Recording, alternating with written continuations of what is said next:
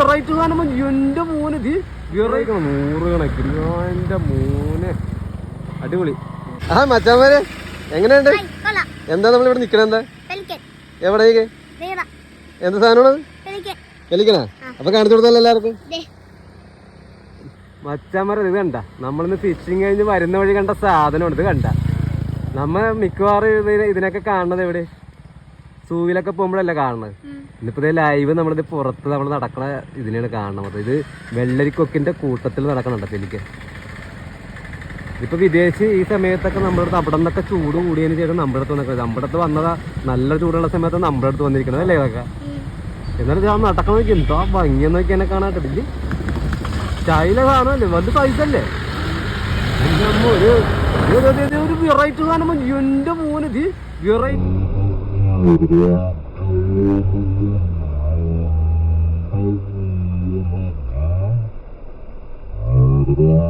സാധനം വന്നിറങ്ങിയാണ്ട ഇപ്പൊ എന്റെ മോൻ. അതെന്താ സാധനം?